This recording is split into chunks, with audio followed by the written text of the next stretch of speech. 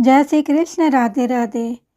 गीता का खास लक्ष्य है कि गीता किसी बात को लेकर नहीं चली है, अर्थात द्वैत, अद्वैत, विशिष्ट द्वैत, द्वैताद्वैत, विशुद्ध द्वैत, अचिंत्य भेदाभेद आदि किसी भी बात को किसी एक संप्रदाय के किसी एक सिद्धांत को लेकर नहीं चली है।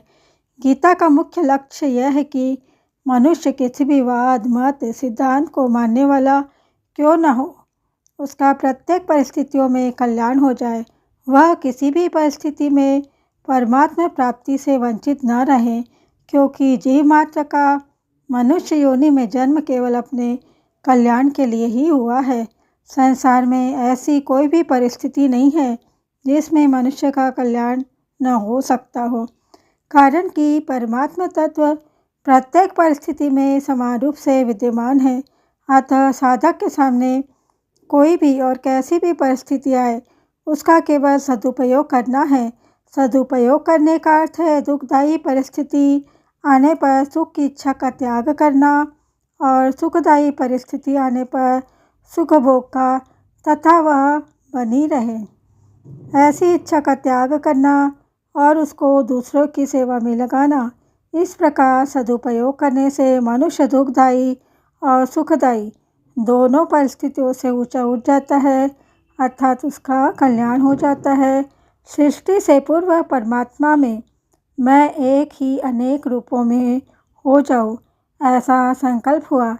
इस संकल्प से एक ही परमात्मा प्रेम वृद्धि की लीला के लिए, प्रेम का आदान प्रदान करने के लिए स्वयं ही श्री कृष्ण और श्री जी मतलब श्री राधा इन दो रूपों में प्रकट हो गए। उन दोनों ने परस्पर लीला करने के लिए एक खेल रचा। उस खेल के लिए प्रभु के संकल्प से अनंत जीवों की, जो कि अनादिकाल से थे, और खेल के पदार्थों मतलब शरीर आदि की सृष्टि हुई। खेल तभी होता है जब दोनों तरफ के खिलाड़ी स्वतंत्र हो, इसलिए भगवान ने जीवों को स्वतंत्रता प्रदान की। उस खेल में श्री जी का तो केवल भगवान की तरफ ही आकर्षण रहा, खेल में उनसे भूल नहीं हुई।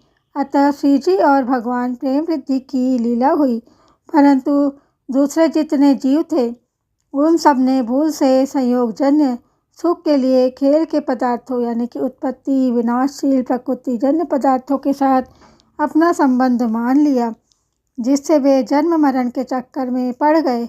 खेल के पदार्थ केवल खेल के लिए ही होते हैं, किसी के व्यक्तिगत नहीं होते, परंतु वे जीव खेल खेलना तो भूल गए और मिली हुई स्वतंत्रता का दुरुपयोग करके खेल के पदार्थों को अर्थात शरीर आदि को व्यक्तिगत मानने लग गए। इसलिए वे उन पदार्थों में फंस गए और भगवान से सर्वथा विमुख हो गए। अब अगर वे जीव शरीर आदि उत्पत्ति जो विनाशशील पदार्थों से विमुख होकर भगवान के सम्मुख हो जाए, तो वे जन्म मरण रूप महान दुख से सदा के लिए छूट जाए। अतः जीव संसार से विमुख होकर भगवान के सम्मुख हो जाए और भगवान के साथ अपने नित्य योग यानी कि नित्य संबंध को पहचान ले। इसी के लिए भगवद गीता का अवतरण हुआ है। ओम श्री परमात्मने नमः। ओम पूर्णमदः पूर्णमिदं पूर्णमुदच्यते पूर्णस्य पूर्णमादाय पूर्णमेवावशिष्यते। श्रीमद्भगवद गीता साधक संजीवनी। गजाननं भूतगणादिसेवितं कपित्थजम्बूफलचारुभक्षणम् उमासुतं शोकविनाशकारकं नमामि विघ्नेश्वर पादपंकजम। जो गज के मुख वाले हैं, भूतगण आदि के द्वारा सेवित है, कैथ और जामुन के फलों का बड़े सुंदर ढंग से भक्षण करने वाले हैं, शोक का विनाश करने वाले हैं और भगवती उमा के पुत्र हैं, उन विघ्नेश्वर गणेश जी के चरण कमलों में मैं प्रणाम करती हूँ। ध्यानाभ्यास वशीकृतेन मनसा तन्निगुणं निष्क्रियं ज्योतिः किंचन योगिनो यदि परम पश्यति पश्यन्तु ते। अस्माकं तु तदेव लोचन चमत्काराय भूयाच्चिवरम्। कालिंदी पुलिनोदरे किमपि यन्नीलं महो धावति। योगित लोग ध्यान द्वारा वशीभूत मन से किसी निर्गुण और निष्क्रिय परम ज्योति को देखते हैं तो देखते रहे, पर हमारे लिए तो यमुना के तट पर जो कोई नील तेज दौड़ रहा है वही नेत्रों में चिरकाल तक चकाचौंध पैदा करता रहे। यावन्निरञ्जनमजं पुरुषं जरन्तं संचिन्तयामि निखिले जगति स्फुरन्तं तावद्बलात् स्फुरति हन्त हन्तरे गोपस्य गोपी शिशुरंजना पूज्य मंजुः। अहो, जब मैं संपूर्ण जगत में स्फुरित होने वाले निरंजन अजन्मा और पुरातन पुरुष का चिंतन करती हूँ, तब मेरे हृदय में अंजन समूह के समान काले वर्ण वाला कोई गोप शिशु बलात् स्फुरित होने लगता है।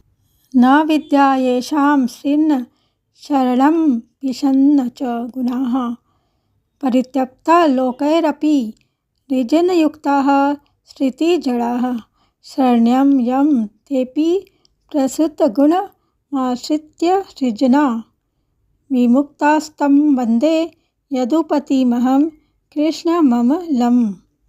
जिनके पास न विद्या है, न धन है, न कोई सहारा है, जिनमें न कोई गुण है, न वेद शास्त्रों का ज्ञान है, जिनको संसार के लोगों ने पापी समझकर त्याग दिया है, ऐसे मनुष्य भी जिन शरणागत पालक प्रभु की शरण लेकर संत बन जाते हैं और मुक्त हो जाते हैं, उन विश्वविख्यात गुणों वाले अमलात्मा यदुनाथ भगवान श्री कृष्ण को मैं प्रणाम करती हूँ।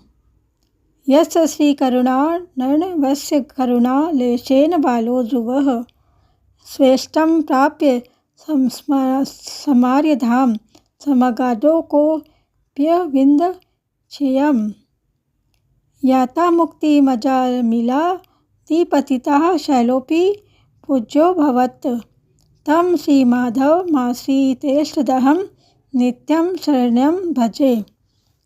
जिन करुणा सिंधु भगवान की करुणा के लेश मात्र से बालक ध्रुव ने अपनी इष्ट वस्तु को प्राप्त करके श्रेष्ठ पुरुषों के लोक को प्राप्त किया, दरिद्र सुदामा ने लक्ष्मी को प्राप्त किया, अजामिल आदि पापियों ने मुक्ति को प्राप्त किया और गोवर्धन पर्वत भी पूज्य बन गया, उन शरणागत भक्तों को अभिष्ट वस्तु देने वाले शरण्य भगवान माधव का मैं नित्य भजन करती हूँ।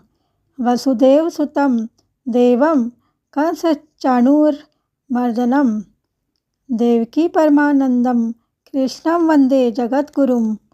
जो वसुदेव जी के पुत्र दिव्य रूपधारी कंस एवं चाणूर का नाश करने वाले और देवकी जी के लिए परम आनंद स्वरूप है, उन जगत गुरु भगवान श्री कृष्ण की मैं वंदना करती हूँ।